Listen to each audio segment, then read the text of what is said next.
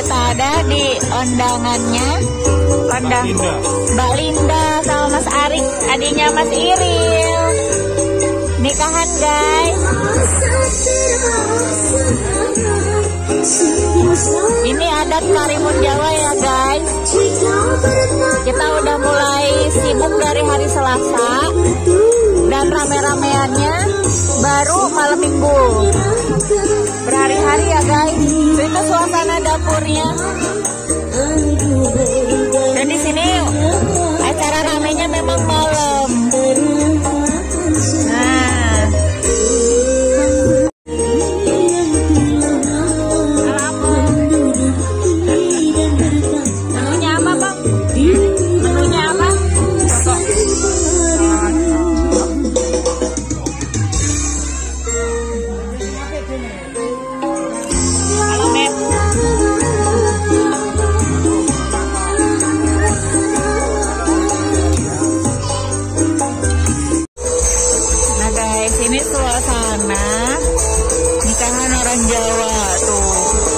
Mejanya udah sedia sama kursi. Dan menunya ini ada buah pisang, minuman, kerupuk, dan ada cemilan makaroni sama pangsit. Nanti udah makan udah. Terus nanti bakal ada pelayannya. Iya. Itu foto-foto. Pengantinnya lagi foto-foto. Terus ini nasinya disediain langsung di meja. Buat prasmanan kayak Sunda.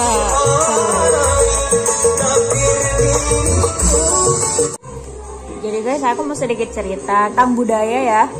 Karena aku kan orang Sunda, mamaku dari Jawa.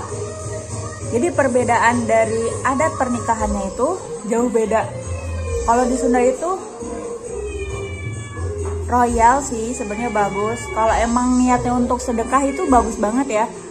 Kayak kita misalnya dalam menu makanannya aja, mereka kan royal banget, sampai kadang lebih ke suka mubazir kadangan ya, karena terlalu banyak menu. Kayak misalnya dari menu lauknya nih udah ada daging, misalnya ada sendang daging sapi, nanti ada lagi daging ayam gorengnya, terus nanti ada lagi pepes ikan atau pesmol, terus nanti ada kentangnya tuh ada yang bentuk Mustafa kecil-kecil yang agak crispy kriuk-kriuk, terus nanti ada lagi sambal kentang. Ini nanti ada sop-sopan kan, sop-sopannya ada kentangnya juga, terus ada dagingnya juga. Sop-sopannya itu ada sosisnya, ada baksonya, itu udah melimpah banget. Tuh ada bihun, biasanya bihun goreng, terus ada juga nasi, ada di situ nasi, kentang, bihun. Itu karbonnya udah banyak banget, belum dagingnya berbagai-bagai macam. Memang ikan pun ada yang di filet tuh dikasih tepung, ada filet ikan, ada juga yang bentuknya memang pepes atau pesmol. Terus dari situ nanti misalnya ada rujaknya, terus abis rujak ada keredoknya. Pokoknya banyak banget. Di Sunda itu memang budayanya kayak gitu sih, belum ada lalapan, sambal, dan lain-lain. Nanti ada stand-stand lagi tuh, misalnya bakso, ada somai, ada stand es krim, ada stand zupa-zupa, pokoknya banyak banget deh. Ya intinya surga banget lah, ada stand buah aja banyak banget. Misalnya nggak cuman pisang, tapi ada melon, ada salak, ada semangka. Terus nanti ada pudingnya, geragernya, segala macem, cemilan-cemilannya banyak, ada bolu. Pengalaman aku memang kita harus spend banyak uang di situ untuk konsumsi. Dan kalau niatnya untuk sedekah itu it's okay banget, gak apa-apa. Tapi kalau misalnya budget kita untuk nikah misalnya nggak sebanyak orang-orang yang menengah ke atas, mending gak usah maksain, mending sederhana aja gitu loh. Selain kayak gitu, karena di Jawa itu mereka lebih sederhana. Lauknya itu ya cuman sekedar, misalnya kalau soto ya soto, dan itu pun udah ditakar sama bagian dapurnya. Jadi kita tuh makan nggak kayak prasmanan. Kadang ya, kadang manusia ada yang serakah atau apa, ngambil tapi rasanya misalnya nggak cocok di lidah, kadang kebuang, jadi jatuhnya mubazir kan. Tapi kalau yang di Jawa ini sederhana banget, simple guys. Jadi budayanya tuh kalau soto ya soto daging atau soto ayam atau bakso atau apa, menunya dia udah disediain, jadi kita tinggal makan aja. Kalau misalnya mau pakai nasi, kita tinggal ambil nasi di meja. Terus di mejanya itu ada buah paling pisang, terus nanti ada kerupuknya. Habis ada kerupuk terus ada cemilan-cemilan ya kayak wajit, kayak bolu atau agar-agar atau apa ada, tapi itu udah ada di piring masing-masing di mejanya itu bundar. Terus ada air minumnya. Itu sesimpel itu sih. Kadang ada cemilannya juga kayak keripik atau cemilan-cemilan kayak ciki-ciki kayak gitu, tapi sama aja ditoplesin gitu kan. Dan menurutku itu sih udah cukup, nggak terlalu harus spend banyak uang untuk konsumsi sebenarnya kayak gitu. Dan kebanyakan di Jawa itu ibaratnya kalau misalnya mau ngasih sumbangan untuk yang nikah itu, mereka nggak pernah ngasih amplop kosong dan selalu dikasih nama. Terus di namanya itu nanti suatu saat misalnya ngasih ke Mega, misalnya ngasih sekian gitu, dan sama Mega tuh dicatat nanti pas misalnya aku nikahin anak aku atau aku nikah, dia ngebalikin uang yang udah aku kasih. Jadi bener-bener istilahnya impas lah. Kalau di Sunda itu kebanyakan mereka spend uang misalnya berapa puluh juta untuk konsumsi, tapi untuk sumbangannya tuh nggak seberapa. Bahkan ada yang cuma 10% dapatnya. Misalnya dari 10 juta kita cuma dapat 1 juta dari sumbangannya itu, karena kan mereka banyak rombongan dan makannya segitu mewahnya gitu kan. Jadi kurang cocok sebenarnya. Alangkah baiknya aku sebagai orang Sunda yang udah belajar budaya-budaya kayak di Jawa, Sumatera, Sulawesi, dan teman-temanku kan ada di berbagai daerah. Orang susah banget untuk nikah karena memang too much di bagian perayaannya. Padahal sebenarnya sesimpel itu kan nikah itu sakralnya sebenarnya akadnya ya, itu yang penting akadnya. Jadi kalau misalnya untuk ada budget lebih untuk sedekahan itu nggak jadi masalah sama sekali. Suami kita tuh jangan sampai membebankan dia hanya karena budaya seperti itu. Kasihan.